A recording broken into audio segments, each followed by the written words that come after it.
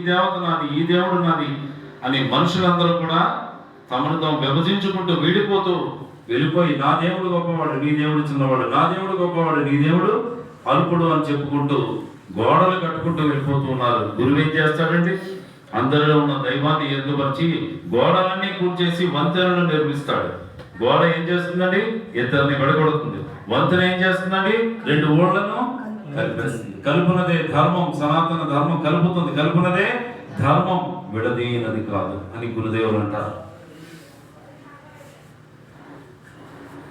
భద్రాచల రామదాసు ఇదే బ్రహ్మం కోసం, ఈ బ్రహ్మాన్ని రాముడు అన్నాడు, రామతత్వం అన్నాడు.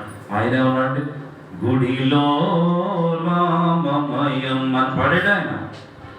అయ్యా, గుడిలో ఉన్న రాముడు గుడిలోనే కాదు సమస్తములో ఉన్నాడు అన్నాడు.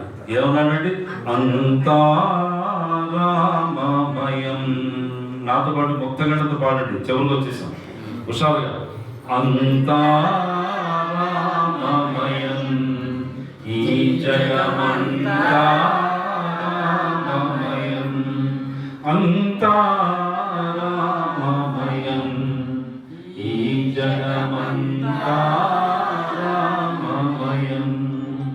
అంతరంగమున ఆత్మారాముడు, అంతరంగమున ఆత్మారాముడు, అనంత రూపముల వింతలు సలుపగా అంతా రామమయం, ఈ జగమంతా రామమయం.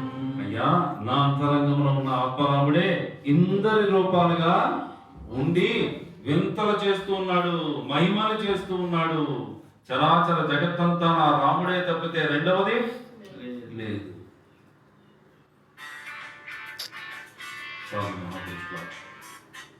అటువంటి త్రేతాయుగంలో జన్మించినటువంటి శ్రీరామచంద్రమూర్తి శ్రీ వశిష్ఠ మహామునిని ఆశ్రయించి ఆయన ద్వారా ఉపదేశాన్ని పొంది ఈ యొక్క పరమాత్మ తత్వాన్ని తెలుసుకున్నారు. తన యొక్క తత్వాన్ని తాను తెలుసుకున్నారు. రాముడు ఏమి తెలుసుకున్నాడండి? రామ తత్వాన్ని తెలుసుకున్నాడు. మళ్ళా రాముడు ఎవరికి గురువు అయ్యాడండి? ఆంజనేయ స్వామికి గురువు అయ్యాడు.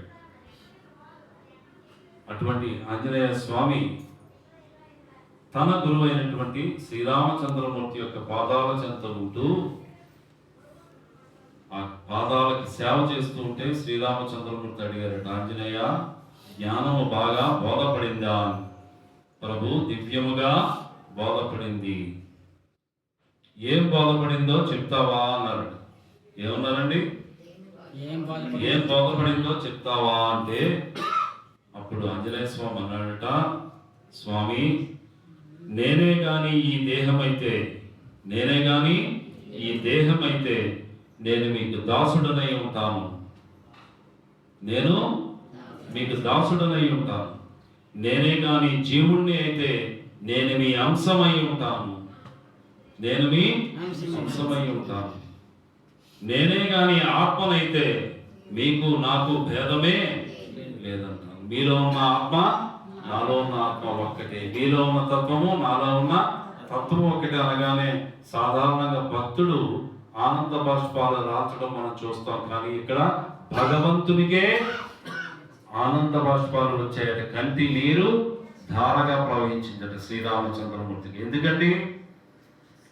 రైతుకి ఎప్పుడండి ఆనందం? విత్తనము వేసిన, నాటిన విత్తనము బలవర్ధకంగా మొలక ఎత్తితే రైతు ముఖం వెలిగిపోతుంది. గురువు ఏం చేస్తాడండి? ఒక్కొక్క శిష్యుని అంతఃకరణలో జ్ఞాన బీజాన్ని నాటుతాడు.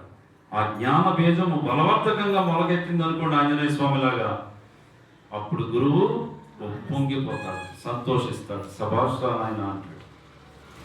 కాబట్టి యత్ర యత్ర రఘునాథ కీర్తనం తత్ర తత్ర స్మృతమస్తకాంజలిం బాష్పవారి పరిపూర్ణలోచనం మారుతిం నమత రాక్షసాంతకం. దాసుడైపోయాడు. ఎవరు? ఆంజనేయ స్వామి. ఎక్కడ రామ అనే శబ్దం వినిపిస్తే చాలు అక్కడ ఎలా ఉంటాడట? శరణాగతితో తల వంచి వినమ్రతా భావంతో నమస్కరించి ఆనంద బాష్పాలు రాలుస్తూ, ఓ రామా, నీకు నాకు భేదము లేనటువంటి దివ్య తత్వాన్ని బోధించి నన్ను ఉద్ధరించావే ప్రభు, నీకు ఏమిచ్చినా రుణాన్ని తీర్చుకోలేను అనేటువంటి భావనని ప్రకటిస్తాడు శ్రీ ఆంజనేయ స్వామి. గొప్ప గురుభక్తుడు ఎవరండి మన చరిత్రలో? శ్రీ ఆంజనేయ స్వామి. ఇలాంటి మహాపురుషులారా, అటువంటి సంప్రదాయంలో పుట్టినటువంటి వారు మనమంతా కూడా. ఇలా చెప్పుకుంటూ వెళ్తే చాలా సమయం అయిపోతుంది కాబట్టి చాలా ఓపికగా మీరందరూ కూర్చున్నారు. శ్రద్ధ భక్తితో ఇంతవరకు కూడా సత్సంగాన్ని చేశారు. ఇది జ్ఞాన యజ్ఞం అంటే సాధు మహాపురుషులారా. కాకపోతే మనం అందరం కూడా ఆలోచించుకోవాలి. దయచేసి మళ్ళీ మనం కలుస్తామో లేదో మనకు తెలియదు, కానీ ఇప్పుడు కలిసి ఉన్నాం కాబట్టి, ఒక మాట మనం అనుకున్నాం కాబట్టి, మనం అంతా ఏం చేయాలండి? మన ఆత్మని మనం ఉద్ధరించుకునే ప్రయత్నము చేయాలి. ఈ శరీరము జారిపోకమునుపే, ఈ శరీరము జారిపోకమునుపే. ఇంతకన్నా మనం విచారణ చేయడానికి ఏమీ లేదు మహాపురుషులారా. శ్రీమద్ భగవద్గీత మనకి ప్రమాణమైంది. ఇదం తుతే గుహ్యతమం ప్రవక్ష్యాం మనసూయవే జ్ఞానం విజ్ఞాన సహితం. ఏమన్నారండి? జ్ఞానం విజ్ఞాన సహితం యజ్ఞాత్వా మోక్షసే శుభా. అర్జున, రహస్యం మనలోకెల్లా అత్యంత రహస్యమైనటువంటి తత్వజ్ఞానాన్ని నేను నీకు బోధపరుస్తున్నాను, జాగ్రత్తగా వినుసుమా అన్నాడు. ఏమన్నాడండి? జాగ్రత్తగా వినుసుమా. అటువంటి ఆత్మజ్ఞానాన్ని ప్రాప్తి చేసుకోవాలి మనం అంతా. అయ్యా, ఇంట్లో దీపం ఎప్పుడు వెలిగించుకుంటావు? ఇంకా సమయం ఉందండి, అన్నీ అయిన తర్వాత వెలిగించుకుంటాను అంటే దీపమే లేకపోతే నీ పనులు ఎలా చక్కబెట్టుకుంటావు? కాబట్టి నీ ఆలోచన తప్పు, నీ ఆలోచన తప్పు. ఒప్పైనటువంటి సమాధానం ఏంటంటే దానికి స్వామి వివేకానందులు వారు చెప్తారు. ఊహ తెలిసిన మరుక్షణం. ఏమన్నారండి? ఫలానా వయసు వచ్చిన, కూర్చోండి మహాపురుష, ఊహ తెలిసిన మరుక్షణం. ఫలానా వయసు వచ్చే కానీ అనలేదు. ఫలానా ఏ వయసు వస్తుందండి?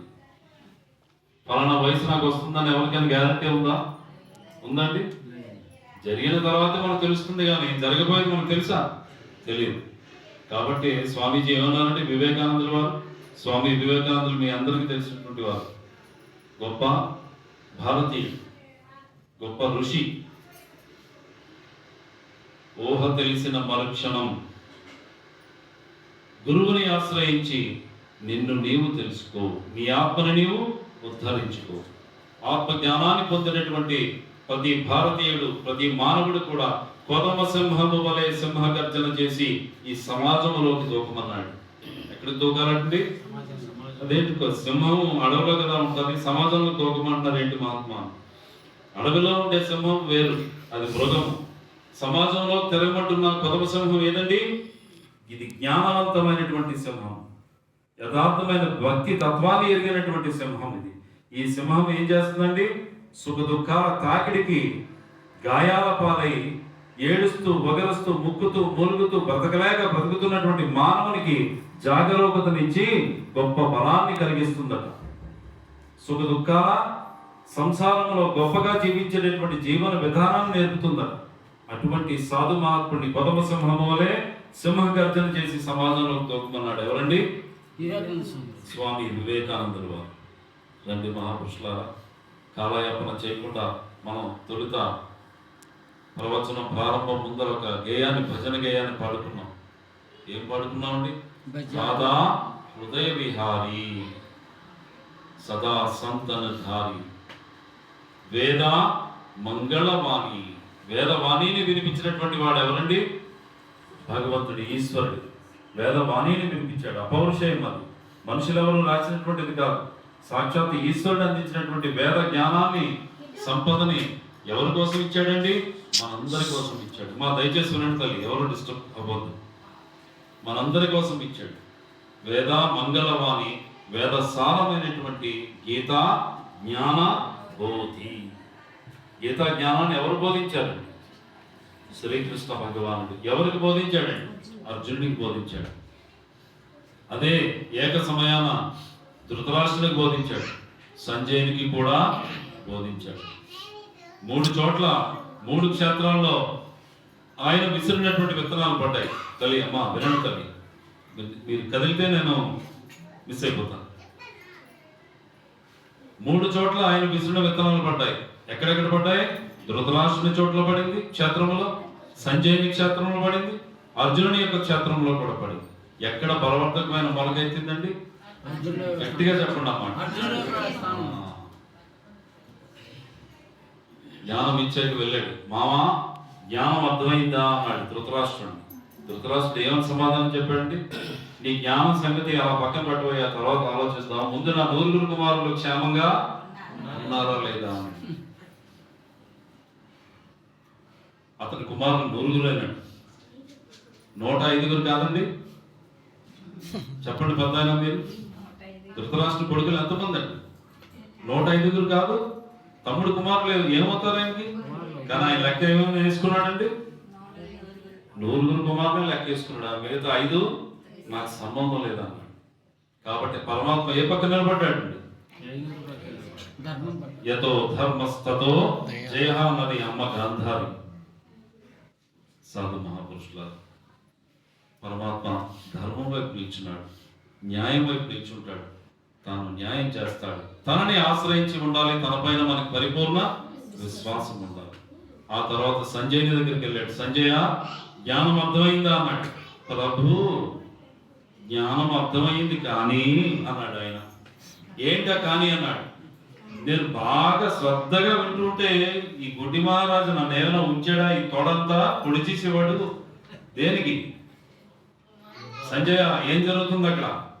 ఏం జరుగుతుంది సంజయ? చెప్పు చెప్పు చెప్పు, అక్కడ ఏం జరుగుతుంది? యుద్ధంలో ఏం జరుగుతుందో దానిని సంజయుడు దివ్య దృష్టితో చూసి ధృతరాష్ట్రునికి చెప్పేటటువంటి శక్తిని అనుగ్రహించాడు శ్రీ వ్యాస మహర్షి. శ్రీకృష్ణ భగవాన్ యొక్క లీల, పరమాత్మ యొక్క లీల.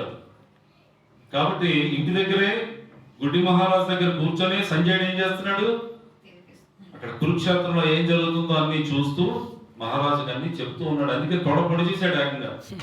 కాబట్టి నువ్వు బోధించిన బోధలో సగం మాత్రమే నేను విన్నాను, మిగతా సగం వినలేకపోయాను అన్నాడు. సరే సగం విన్నావు కదా, సగంలో నీకు ఏంటి బోధపడిందయ్యా అన్నాడు. అప్పుడు సంజయుడు చెప్పినటువంటి అనుభూతిని